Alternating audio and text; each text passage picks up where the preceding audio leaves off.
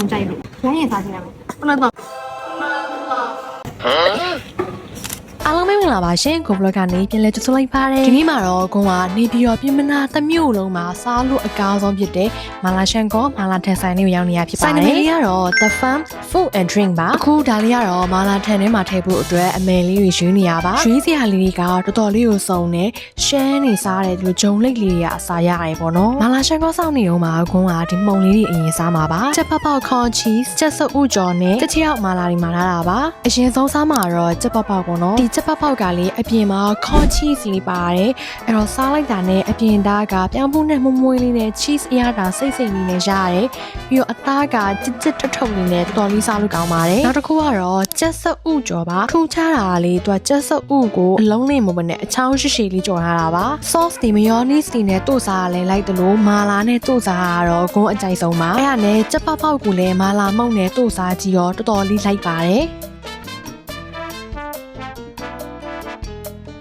အလိုက်ဖက်ဆုံးကတော့ဒီ snack လေးတွေကိုရှမ်းထမင်းရှမ်းဆန်စီစီလေးနဲ့စားရတာကအလိုက်ဖက်ဆုံးပါပဲနောက်တစ်ခုကတော့တစ်ချောက်မာလာပါတစ်ချောက်မာလာလေးကိုလေးသူကနူးအိနဲ့အရင်ပေါင်းထားတာပေါ့နော်ပြီးတော့မှမာလာနဲ့ပြန်ချက်ထားတာပါအဲအကြောင်းကတ်လိုက်တာနဲ့ဝါးစရာမလိုပဲပါဇက်ထဲမှာတည်းအိပျော်ဝင်သွားတာဒါကတော့ဘယ်လောက်တောင်မှအိဆက်သုံးခါနေလဲဆိုတာပြတာပါဒါပေမဲ့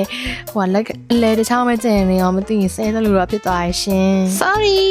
ရှမ်းထမင်းပူပူလေးနဲ့အရန်လိုက်ပါတယ်ကဲမှာထားတဲ့မာလာထန်လေးရောက်ရှိလူလာပါပြီမာလာထန်နဲ့တွဲစားဖို့အချင်းလေးတော့ဆက်လိုက်ပါဦးမယ်ဂုံးကအချင်းဆိုရင်ချင်းစူးနေရာမျိုးထက်အဲ့လိုထုံဆက်လေးမှကြိုက်တာပေါ့နော်ဒါပေမဲ့ဒီနေ့ပြီးတော့တမျိုးလုံးပါလေ hot pot ဆိုင်အကြီးကြီးတွေကအစအထုံစီလုံးဝမရှိပါဘူးလုံးဝမထားပေးထားပါဘူးဂုံးအတွက်ကအချင်းဆက်ရင်အဲ့အထုံစီကမရှိမဖြစ်ပဲပေါ့နော်နေပြီးတော့တစ်ခွင်လုံးမှာဒီပြင်းမနာက The Farm Food and Drink ပါပဲအထုံစီကိုရှာတွေ့ပါတော့တယ်အဲ့ဟာနဲ့ပဲဝမ်းသာအားရအများကြီးလောင်းချပြီးလိုက်တယ်ရှင်ကဲအခုဆိုရင်တော့မာလာထန်နဲ့တွဲစားဖို့အတွက်ထုံဆက်အချင်းလေးတစ်ခွက်ရပါပြီဒါကွန်းတယောက်တည်းစားဖို့အတွက်ရွေးထားတာပေါ့နော်နည်းနည်းလေးများသွားတယ်လက်လွန်ကျက်တွန်ဖြစ်သွားပါတယ်ဒီထဲမှာမာမီခောက်ဆွဲချောင်းမထည့်ပဲနဲ့ကွန်းကမာလာခောက်ဆွဲကိုပဲများလေးရွေးထားတယ်ဘာလို့လဲဆိုတော့မာလာထန်နဲ့မာလာခောက်ဆွဲနဲ့ကပူလိုက်လို့ပါပြီးတော့အဲ့မာလာခောက်ဆွဲရဲ့တုံလေးကိုစားရတာအရင်ကြိုက်လို့ပါနောက်ပြီးတော့မာလာအနှစ်တွေကလည်း ready made မာလာအနှစ်မသုံးပဲနဲ့သူတို့ဆိုင်ရကိုယ်တိုင်ချက်တာပါစားနေရင်လည်းငငယ်ရတောက်နေကြပင်းခုံချလေးတောက်လိုက်တာအခုက8000တောင်ဖြစ်သွားပြီတဲ့ငငယ်တော့ဒီပင်းခုံချဆိုတာဈေးပေါ်တဲ့